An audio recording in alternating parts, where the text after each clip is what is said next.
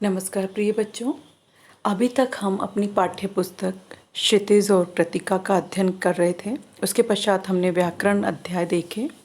आज हम अपठित बोध या कहें कि अपठित गद्यांश, जिसे अंग्रेजी में आप अनसीन पैसेज कहते हैं, इसके बारे में जानकारी प्राप्त करेंगे।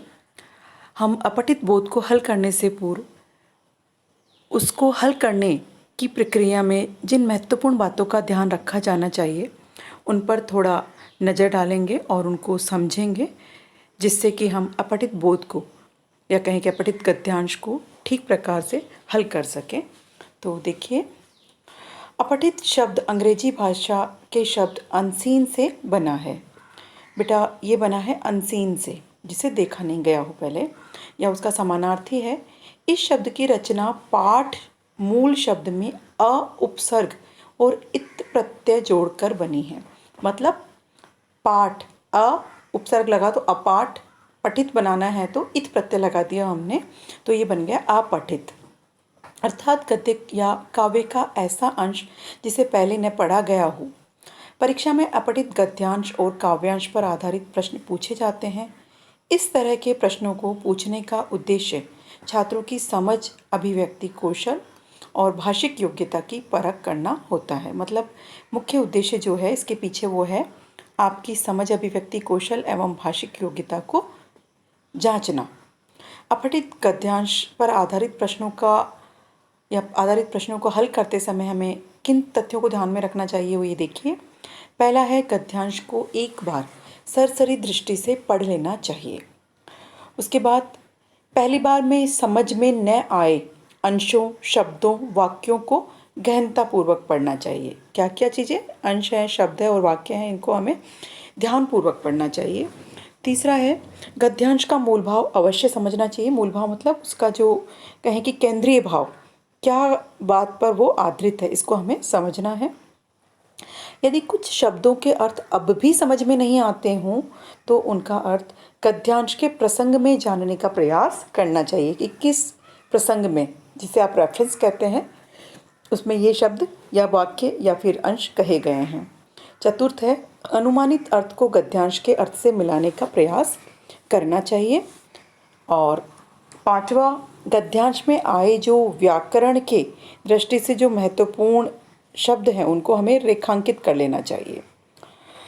छठा, अब प्रश्नों को पढ़कर संभावित उत्तर गद्यांश में खोजने का प्रयास हमें करना चाहिए कि इन प्रश्नों के उत्तर क्या हो सकते हैं, ये हमें देखना है।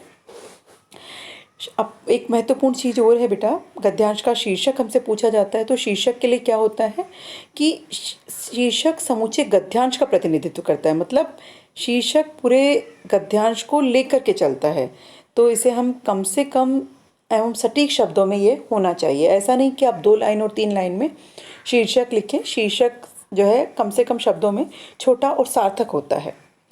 प्रतीकात्मक शब्दों एवं रेखांकित अंशों की व्याख्या करते समय विशेष ध्यान देना चाहिए।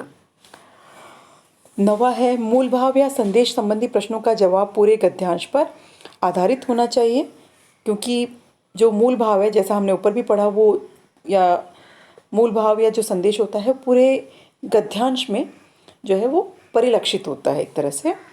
प्रश्नों का उत्तर देते समय यथासंभव अपनी भाषा का ध्यान रखना चाहिए। हमें अपनी भाषा में अगर हम प्रश्नों के उत्तर देते हैं तो वह ज़्यादा अच्छा रहता है।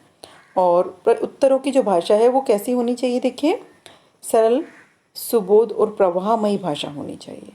मतलब क्लिष्ट भाषा का प्रयोग नहीं करना, और शब्दावली सुबोध होनी चाहिए और प्रवाह होना चाहिए भाषा में, कहीं भी रुकाव जैसी या ठहराव नहीं होना है। प्रश्नों का जवाब गद्यांश पर आधारित होना चाहिए, आपके अपने विचार या राय नहीं। जो गद्यांश में दिया गया है उसी को लेकर के हमें प्रश्नों के जवाब देने हैं, अपनी तरफ से हमें कुछ नहीं लिखना। प्रश्नों का जवाब गद्यांश पर आधारित होना चाहिए, आपके अपने जवाब या राय नहीं होंगी। फिर अति लघुत्तरात्मक या लघुत्तरात्मक प्रश्नों के उत्तरों की शब्द सीमा अलग अलग होती है, इसका हमें ध्यान रखना है। कहने का तात्पर्य, शब्द सीमा को छोड़ करके हमें प्रश्नों के उत्तर नहीं देने हैं। शब्द सीमा के अंतर्गत ही हमें प्रश्नों के उत्तर देने हैं। अगर 40 शब्दों में पूछा गया है तो 40 और 20 में पूछा गया है तो 20 शब्दों में ही उत्तर देना है।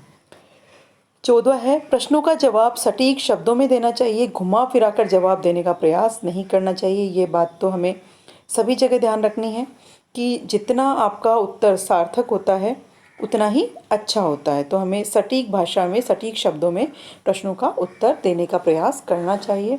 इस प्रकार से कुछ महत्वपूर्ण तथ्य या बातें हैं जिनको ध्यान में रख कर के हम प्रश्नों के उत्तर जो हैं वो भली भांति दे सकते हैं, अपठित गद्यांश को और भी अच्छे से हल कर सकते हैं। धन्यवाद।